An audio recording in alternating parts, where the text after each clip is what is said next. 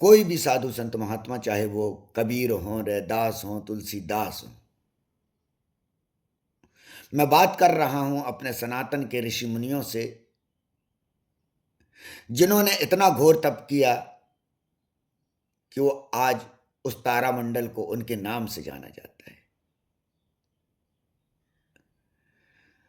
उन सप्तऋषियों को जिन्होंने एक विज्ञान को उपज दिया जिसमें आज मनुष्य निरंतर खोज में लगा हुआ है और लगातार करता रहा। यही मनुष्य की प्रकृति है। हम ऋषि मुनि, साधु, सन्यासी, संत महात्मा, योगी, ध्यानी, जितने भी लोग हैं, ये क्यों सामान्य पुरुष से अलग हम हटे? उस ज्ञान को, उस चेतना को जो प्रकृति में व्याप्त है, जिसे हम लोग अनेक चमत्कार कहते हैं, और योगी के द्वारा, एक ध्यानी के द्वारा वो भीतर की खोज से उस ऊर्जा को प्राप्त करना, जिसे हम बुद्धत्व कहते हैं। इसके लिए हम समान मनुष्य, वो कोई भी साधु, संत, महात्मा, ज्ञानी, ध्यानी, किसी भी धर्म, किसी भी समुदाय का हो, इससे मन फर्क नहीं पड़ता।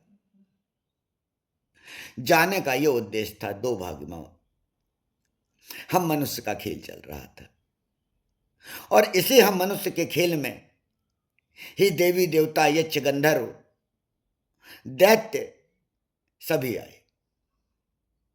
किसी ने भी आपने ये ध्यान दिया होगा, कभी देवता मनुष्य जैसा नहीं बनना चाहते। ये हम जो कहते हैं, ये हमारी मनगढ़ंत चीजें हैं। कभी दानव मनुष्य बनना नहीं चाहते। हर प्राणी, चाहे वो जानवर, पशु, पक्षी हो, हर व्यक्ति सब अपने आप में खुश रहता है, प्रसन्न रहता है, उसे अपनी ही काया पसंद आती है। हमारे जो शास्त्र बने, हमारे जो वेद लिखे, हम कभी उनकी ओर ज्ञान नहीं लिया कि हम आज वर्तमान में जो पूजा पाठ में लगे हुए हैं, उसके पीछे क्या वैज्ञानिक प्रगति थी, क्या वैज्ञानिक पद्धति थी। हमारे ऋषि मुनि कितने वैज्ञानिक थे, हर चीज की खोज। आज मैं अगर पहुंचा हूं उस समाधिस्थ स्थिति तक, तो मैं वैज्ञानिक दृष्टि से, क्योंकि मेरे दिमाग में एक वैज्ञानिक दृष्टिकोण था, और उसी को लेकर मैं ध्यान की अवस्था में जंगलों में, शून्य विद्युत क्षेत्रों में जाता था, जानता था। मैं उन सभी साधुवंत महात्माओं से मिलता था, उनसे भी मेरे को अनेक ज्ञान मिला, पर मैंने उनको समझा उनके पास क्या है, क्या नहीं है। मैंने जीवन के अनेक वर्ष साधु सन्यासियों के लिए सिर्फ इसलिए ही व्यतीत करे क्योंकि मैं ये समझना चाहता था कि उनके पास क्या है, वो किस प्रकार से लोगों का भला कर रहे हैं। और इसी दौर में ही जो आज पर्चे बनाने वाले इतने फेमस हो गए हैं, उसी पद्धति के समय जब मैं ये खोजता हुआ चल रहा था कि इनके पास क्या है, तब मैं इन लोगों के पास भी गया था, जिनमें से आपके एक पर्चे बनाने वाले ये प्रसिद्ध बन गए, जो अपने आप को इंटरनेशनल कहते हैं। तब उन्होंने ये चीज की थी, तब ये मैं बच्चों वाली चीज, तभी मैं चाहता था कि ये चीज नहीं आए, ये बहुत पुरानी बात है। तब ये खेल अलग अलग प्रकार के लोग दिखा रहे थे, अलग अलग प्रकार के, उसमें एक से एक साधु संत महात्मा भी थे जो वास्तविक भीतर की ओर लगे हुए थे, जिसके लिए मैं सनातन का ये कार्यक्रम कर रहा हूं। वैदिक सत सनातन संगोष्ठी का आयोजन इसलिए हो रहा है कि वो साधु संत आ सके जिनको मैंने देखा है कि वास्तविकता में वो त्याग कर रहे हैं, क्योंकि साधु का प्रथम कर्तव्य है त्याग।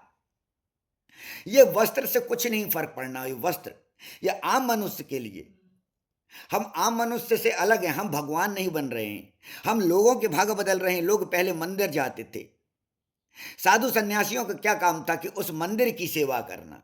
आज मंदिर के लिए नौकर लगे रहते हैं।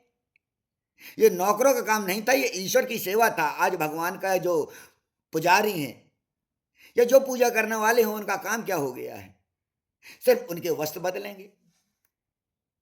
ये हम सनातन को कहां लेते जा रहे हैं, आप ये समझिए। मैंने धनु स्तंभन का इसीलिए सोचा है कि सब तक पहुंचे, एक इन साधु सन्यासियों तक, छोटे छोटे तक, ताकि सनातन की शक्तियां प्राप्त हो। वहां पर इस विचार गोष्ठी में अनेक प्रकार के वो साधु सन्यासी आएंगे जिनके पास अलग अलग प्रकार की कई शक्तियां हैं, कोई किसी चीज में, कोई किसी चीज पे, क्योंकि ये ध्यान की बात है, ये ज्ञान की बात है। किसी ने कुछ पाया, आज मैंने सम्मोहन की शक्ति पाई, किसी ने जड़ी की पाई, आज मैं योग की, आसन की, भीतर का योग, बाहर का योग, शारीरिक योग, इस चीज में अगर मैं गया तो मैं इसका माहिर बना। कोई अगर है वो नाड़ी का है, वो आपकी नाड़ी बता के कर सकता है आपका शारीरिक परेशानी, जिस आप शारीरिक परेशानी के लिए आप यहां वहां भटक रहे हैं, वो नाड़ी से भी हो सकती। तो हमारे यहां पर एक से एक बाबा बैरागी हैं जिन्हें अनेक प्रकार का, उन सभी से मैं अनुरोध करता हूं कि इस विचार गोष्ठी में, वैदिक सत सनातन विचार संगोष्ठी, जिसका आयोजन जनवरी माह के 16, 17, 18 को किया जा रहा है, आपको आना है यहां। हमें आपके विचारों की आवश्यकता है, हमें आवश्यकता है उस ज्ञान की, क्योंकि मैं योग क्या ज्ञाता हूं, मैं ध्यान क्या ज्ञाता हूं। मैंने जो वेबसाइट में ये रखी हैं किताबें, तंत्र मंत्र, ये सब चीजें जो और आती हैं, जादू टोने जितने भी प्रकार के होते हैं, सब चमत्कार जिसको आप कहते हैं, उसको मैंने पूरी तरीके से पढ़ा है और सबको वहां रखा है कि आप अब मेरे से पूछो तो मेरे को प्रश्नों का जवाब देने की जरूरत नहीं है। वहां पे मैंने सब कुछ दिया है कि तुम पहले ये तो देखो कि तुम उसको प्रश्न करने लायक भी हो। कि कुछ मूर्ख इस प्रकार का प्रश्न करते हैं कि कितने वेद होते हैं। मेरे से एक महाज्ञानी जी जो दरबार लगाते हैं, पर्चा बनाते हैं, उन्होंने पूछा कि कितने वेद होते हैं आप ये बताइए। अरे मैंने कहा तुम जिस क्लास में पढ़ रहे हो उसके हम हेड मास्टर रहे हैं, तुम हमसे एक वेद 4 वेद करोगे, तुम वेद के तत्व ही को नहीं जानते हो, तुम क्या बताओगे एक वेद होता है कि 4 वेद होता है। ऋचाएं रच लेने से कुछ नहीं होता है कि रट ली ऋचाएं। उस गूढ़ में केंद्र में पहुंचने में अभी तुम पहुंच ही नहीं पाए, क्योंकि तुम लोग तो है ना गुलाम हो इन इंद्रियों के, जो छोटा सा ज्ञान पढ़ के उछल उछल के नाचने लगे। अरे कब तक आडंबर फैलाओगे आप, बेचारी जनता क्या कर रही है। सनातन पूरी तरीके से खत्म, मतलब सनातन का कुछ दिखता ही नहीं है, सिर्फ दिखावा दिखावा। क्या चिल्लाने का सनातन का काम है? जी नहीं, सनातन वो शक्ति है। हमें वो, फिर मेरे को वही सप्तऋषि चाहिए, मेरे को गौतम बुद्ध चाहिए। मैं रहूं नहीं रहूं मेरे को कोई अपनी चिंता नहीं है, मैं काया से मेरे को कोई फर्क भी नहीं पड़ता है। मैं पहले भी था, अभी भी हूं, हमेशा रहूंगा ना। मेरे को कोई मिटाने सकने वाला कोई पैदा ही नहीं हुआ इस सृष्टि में कि मेरे को मिटा सके। मैं अनंत हूं। मेरा उद्देश्य है इस वस्त्रों से नहीं, उस ज्ञान से। आप जितने साधु सन्यासी हैं, आप आए, आपका ज्ञान, आप ज्ञान लेके जाएं और यहां से जाएं उस धनु स्तंभन विद्या को, जिसके द्वारा लोग कल्याण करें। मेरा उद्देश्य है अपने ज्ञान की, सनातन की शक्ति को फैलाना, इसे छिपाना नहीं। आज एक क्या होता है टीचर का उद्देश्य, आज हम उस अध्यापक को, हम कितने मूर्खता का काम कर रहे हैं, ये सनातन कहते हो। स्कूल में अगर एक टीचर डांट देता है तो शिकायत करता है बच्चा, और कंप्लेन लेके पिताजी पहुंच जाते हैं कि हमारे बच्चे के साथ ऐसा ऐसा किया है। और एक बाबा बैरागी जो आपको इस प्रकार का सनातन का, जो आडंबर का चोला चोड़ के पहन के उनके चरणों में डले रहते हो, तुम भाग्य के लिए। वो तुम्हें कुछ भी कहे, उल्टा भी कह दे, सीधा भी कह दे, तो मुस्कुरा दोगे, ये तो आशीर्वाद है आपका। तुम मनुष्य हो, मेरा उद्देश्य है जगाना। मैं नहीं चाहता हूं कि तुम पशु की भांति अगर पैदा हुए हो तो पशु की भांति मरो। जिस दिन तुम मनुष्य की भांति, मनुष्य का दिमाग आ जाएगा, तुम्हें इस मौत का भय ही खत्म हो जाएगा। ये क्या मौत आएगी तुम्हें, और कौन ले सकता है इस मौत को, किसमें ताकत है? वो मूर्ख है प्राणी जो कहता है कि मैं जान ले सकता हूं, और जो वो मूर्ख है वो प्राणी जो कहता है जान दे सकता हूं। तो उस घड़ी में चल रहे हो, उस कांटे में चल रहे हो जो रुक चलती जा रही है, जिसको रोकना तुम्हारे बस में नहीं हो। जिस दिन रुक जाएगी उसे तुम चला नहीं पाओगे। उस मशीन की चलाने की शक्ति है वो शिव, वो शक्ति जिसके कारण तुम जीवित चल रहे हो, जिसको कारण तुम चिल्ला रहे हो, जिस ऊर्जा को नहीं जाते हो, जा वो स्तंभित हो गई ना तेरी ऊर्जा, तो तुम किसी काम के नहीं रह पाओगे, ये रह जाओगे। ये संत महात्मा जो हमारे सनातन के हैं, वो सब आएंगे, सब इकट्ठे होंगे, सब ऊपर की ऊर्जा उठाएंगे, वही दीप जलाएंगे, वही अलग जगाएगी।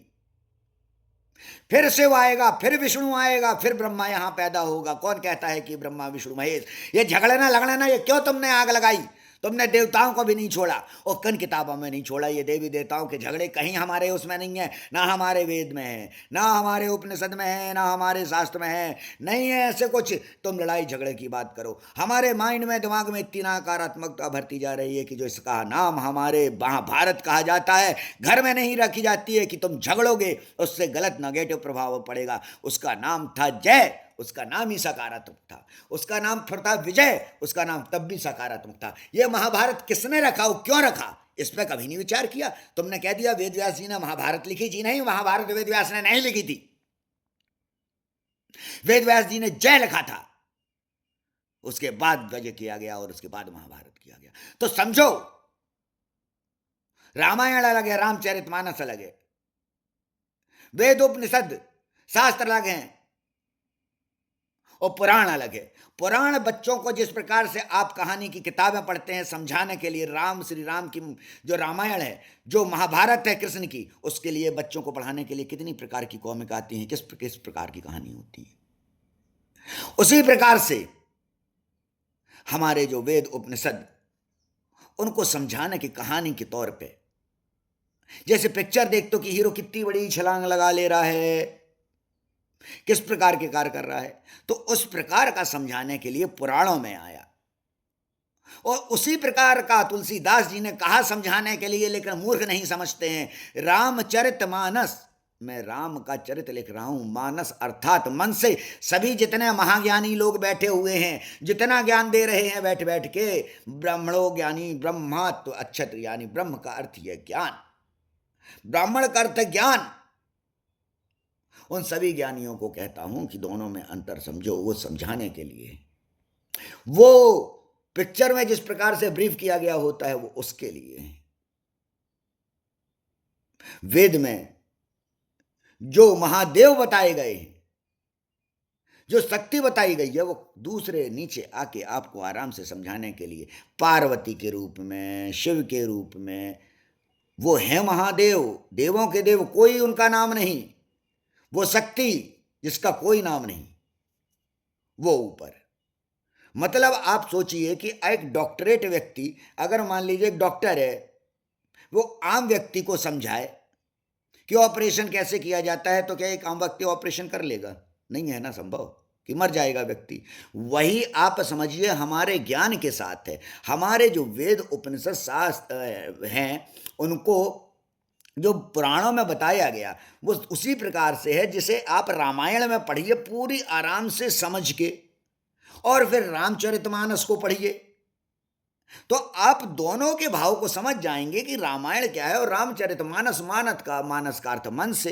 तो तुलसीदास जी स्वयं कहते हैं कि ये मैं अपने मन से बोल रहा हूं, अर्थात ये मेरे मन के भाव हैं। और तुलसीदास जी से भी पहले कुछ लोगों ने लिखी थी कदम्ब रामायण, जिस प्रकार से उनसे पहले लग गई थी। ये अभी 500-550 साल के आसपास पहले लिखी गई हैं कदम्ब रामायण, तुलसीदास जी की रामायण। तुलसीदास जी ने और भी ग्रंथ लिखे। तो हम पढ़े लिखे, मेरा कहना है कि हम जो एजुकेशन ले रहे हैं, हमें मूर्ख बनाया जाएगा और हम मूर्ख बनेंगे। क्यों? हम जिस चीज की बात करते हैं तो हम उसमें कहां आगे हैं? आप बताइए, हम चिल्लाने से आगे हैं। यदि मैं कहूं कि मैं संसार का सर्वश्रेष्ठ योगी हूं, क्या मेरे कहने से हो गया? मूर्खता की बात होगी ना। लेकिन मैं कहता रहूंगा तो मैं तो यही समझूंगा ना, मेरे सामने जितने लोग आ रहे हैं, 100 लोग आ रहे हैं, मैं 100 से यही कह रहा हूं कि मैं ही सर्वश्रेष्ठ हूं। तो मेरा एक संसार बन गया स्वयं का कि मैं सर्वश्रेष्ठ हूं। मेरे संसार बनाने से वो संसार नहीं होगा। संसार जो है वो वही संसार है, उसका मैं एक पात्र हूं। तो हमें उसी प्रकार से, मेरा आप लोग से इसलिए कहना है कि आप लोग एजुकेशन ले रहे हैं, मस्तिष्क का विकास किया, तो मस्तिष्क का विकास इसलिए नहीं किया कि मानसिक गुलाम बन जाओ। अगर आप सब चीज को समझते हो तो भगवान को भी समझो, ईश्वर को समझो, आराधना को समझो, शक्ति को समझो। कुछ लोग इस चीज को आडंबर में कुछ कहेंगे, अरे हमें यहाँ मिल जाता, हमें आउटपुट मिला। अरे इसको समझो कि वो केंद्र ईश्वर की क्यों बनाए गए, मंदिर क्यों बनाए गए, किसी स्थान पर कैसे मिल जाएगा, अगर मिलेगा तो क्यों। जीरो मैग्नेट आज आपके मोबाइल में, आप जानते हैं ईएमएफ मीटर है, इलेक्ट्रोमैग्नेटिक फील्ड कहलाता है, जो उससे आप ऊर्जा क्षेत्र देख सकते हैं। जहां पे कोई भी ऊर्जा होती है, शक्ति होती है, वहां पे हम इलेक्ट्रोमैग्नेटिक फील्ड मीटर से देख सकते हैं। मीन्स आप अपने मोबाइल में ही डाउनलोड कर सकते हैं EMF meter, electromagnetic field metre.